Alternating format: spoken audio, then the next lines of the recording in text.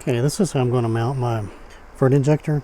It's just a hand cart, and this is my bypass assembly fruit injector. So the water is going to come in here, flow through the injector.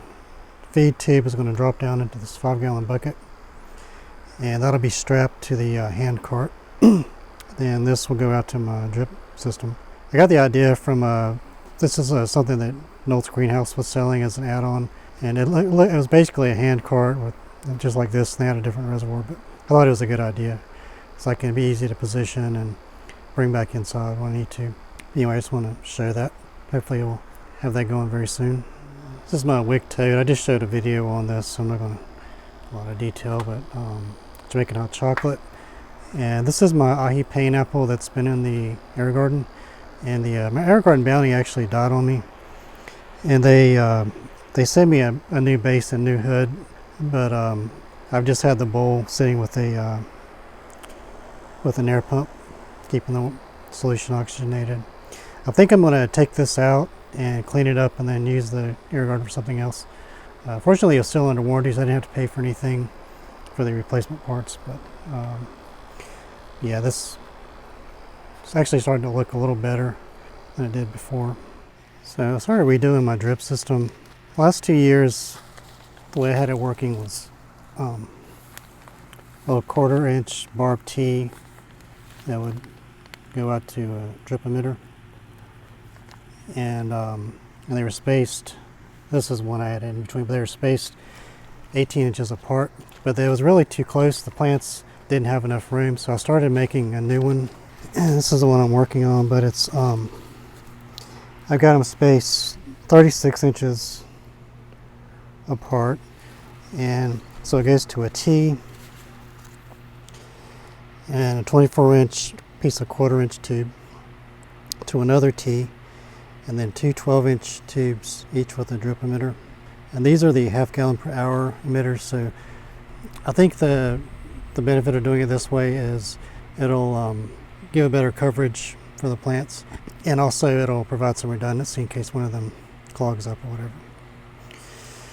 So anyway, so I actually had to I've been kind of pulling off of my old line to make this one, but I'm going to have to order some more tubing, so I'm going to do that today and finish up this side. So I should be able to put we'll space them out 36 inches apart, one on each side, 2 rows. I should be able to get 32 and have more room for the plants. But anyway, so that's that. Sunflowers are pretty good.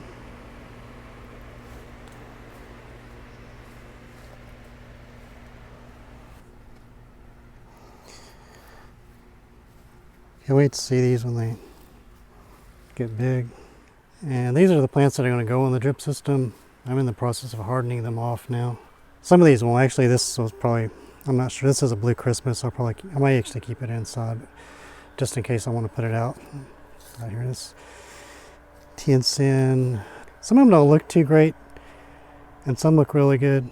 I think once they get outside, the ones that are having problems will straighten out. So that's those. There's my Tianjin in the self-hoarding container. Another self-hoarding container with my little small habanero type with the ascension number. And Thai dragon.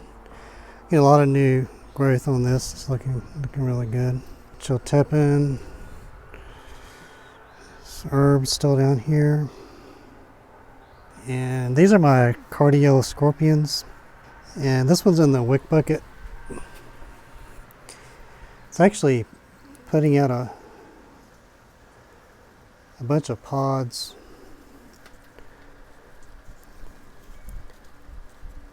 I think I counted 10 or 12. There's a couple other plants just sitting up here. Take these out.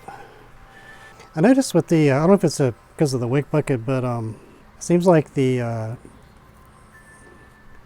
not really full, but it is producing. But it's not a whole lot of foliage on it. And this is the Cardiella scorpion in the little hempy bucket. It's got bigger leaves, but it's a lot shorter. And it's starting to flower. But And this might actually be getting a little more sun than this. I'm going to reposition them, but this is kind of on the part where the sun sort of tapers off, so I'm going to fix that. And these are the two white devil's tails, and this is the self-warming container and the wick bucket. This wick bucket, it is pretty full. I mean, there's a lot of leaves, but they're actually a little smaller than the ones in the self-watering container. And I wonder if maybe I'll probably set up one or two more of these, but I'm going to try, instead of having the reservoir up to just below the bottom of the neck cup, I'm going to drop it down lower and then maybe set up some kind of feeding system so I had to constantly add to it to see if having more airspace for the roots helps. I think it will help, but I'm just going to let these go and see how they do as they are. This is my Helios Hab in the self-watering container, and it's looking really good. I'm going to change out the nutrients on it today. One thing I did notice this morning was a few aphids, and I found one or two others. But so what I'm going to do is mix up some pyrethrin, and the way I do that is I use the concentrate, and I mix 1 tablespoon in a 32-ounce spray bottle, and spray the top and bottom of the leaves. And I'm just going to treat all of my plants, or at least the ones out here on the porch for now. I think with that, it's important to use the concentrate and then mix it fresh, just what you need, because it'll break down pretty quickly in water and lose its effectiveness. But if you mix a batch and then use it, and then next time you need it, mix a fresh batch. Anyway, that's my grow. I think by the time I do another update in 2 weeks, I probably will have the drip system going, and these probably a lot bigger, hopefully. Anyway, that's my grow update. It's Sunday, April 14th, 2017, and I think this is a grow update number 10. Thank you for watching. Please like, comment, and subscribe. And if you subscribe, click on the little bell icon, and that'll, if you want notifications when I post new videos, and you'll get those, turn that on. Anyway, thanks again for watching.